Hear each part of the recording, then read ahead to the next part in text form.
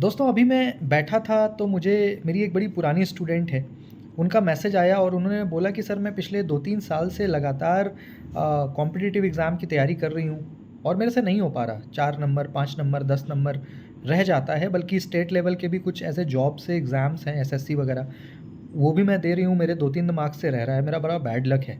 मुझे ऐसा लग रहा है मेरे से कुछ नहीं हो पाएगा, मैं छोड़ना चाहती हूँ।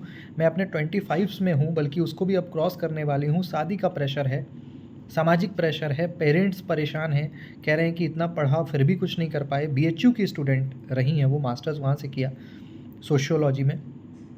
तो मैं उनको समझा रहा था अभी, उनसे मेरी बात हो रही थी, मुझे लगा कि मैं इन चीज़ों को आपसे साझा करूँ। दोस्तों, हम सभी लोग जिस दौर से गुज़र रहे हैं वहाँ पे कंपटीशन कितना ज़्यादा है वो मतलब कहने वाली बात नहीं है। वो हम सभी समझ रहे हैं कि कंपटीशन कितना हाई है, सीट्स कम है, एस्पिरेंट्स बहुत ज़्यादा हैं और हम सभी लोग चाहते हैं कि हमारे को कुछ ना कुछ अच्छा हाथ लगे, कुछ ऐसा हमें मिल जाए जो फिर हमारे लिए संजीवनी हो, हम अपने जीवन में बहुत आगे चले जाएँ। बट क्या होता है ना कि आपको परफेक्शन आने में ना समय लगता है। हम लोग बहुत जल्दी घबरा जाते हैं, मैं भी घबरा जाता हूँ। हमें लगता है कि यार हमारे से नहीं हो रहा। अभी हमारा एक स्टूडेंट है और यू कैन से 2021 में उनका मास्टर्स हुआ, एमए इंग्लिश, और 21 में मास्टर्स हुआ। तो भाई सामाजिक प्रेशर कि भाई अब क्या करना है। बिहार, झारखंड, उत्तर प्रदेश जैसे राज्यों में अगर आप ह्यूमैनिटीज़ के स्टूडेंट हैं और आपने मास्टर्स कर लिया, उसके बाद आपको जॉब नहीं मिला, आप बेरोज़गार हैं, तो आप पे प्रश्नवाचक चिन्ह कितना लगेगा वो आप मतलब सोच से भी परे है आपके।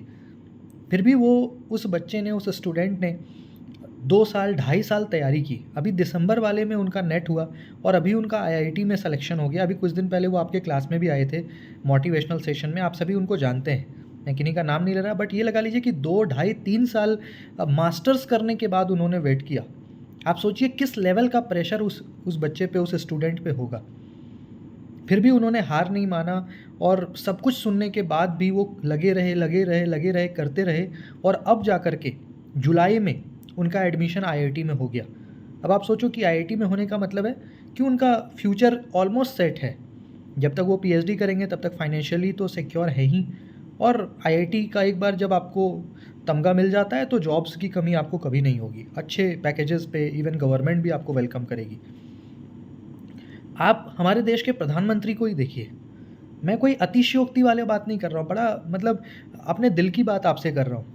और क्योंकि मैं स्टूडेंट्स को डील करता हूँ, मैं उनके मनोविज्ञान को समझता हूँ, उनके परेशानी को, उनके दर्द को महसूस करता हूँ हर दिन।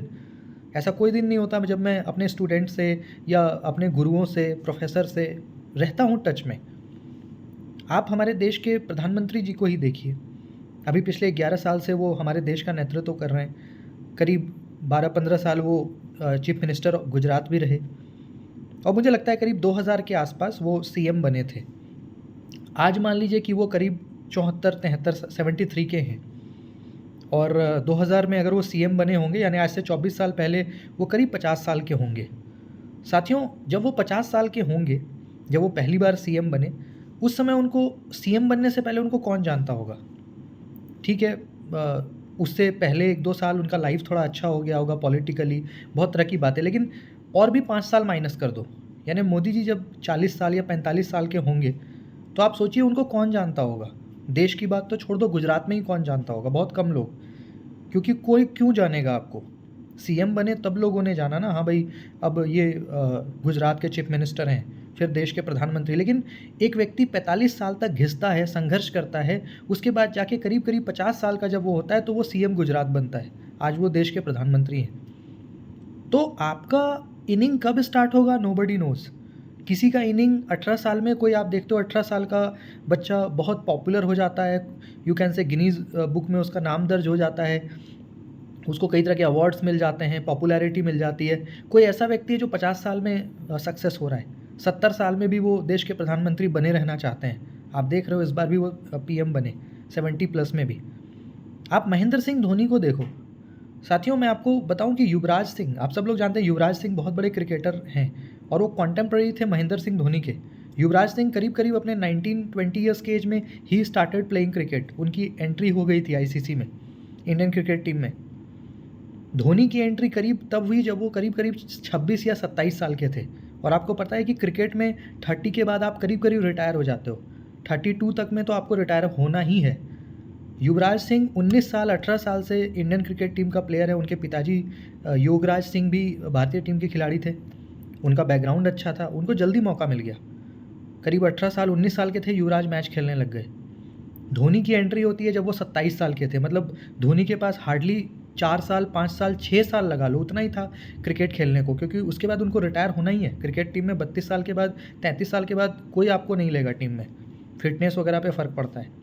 फिर भी आप देखो युवराज सिंह कहाँ हैं, धोनी कहाँ हैं। धोनी ने इतने कम टाइम में नेतृत्व किया, कैप्टन बने, वर्ल्ड कप जीता। आज धोनी की पॉपुलैरिटी क्या है, धोनी कितने पूरे देश के लिए, पूरे विश्व उनको जानता है, ये हमसे आपसे छिपा नहीं है। धोनी का लाइफ कब स्टार्ट हुआ, जब वो 26 प्लस हो गए। क्रिकेट में ये बहुत मतलब एक ऐसा एज है जब हम रिटायरमेंट की तरफ चले जाते हैं। आप समझ रहे हैं, मैं ये कहना चाह रहा हूँ साथियों कि आपका इनिंग कब स्टार्ट होगा नोबडी नोज़, है ना।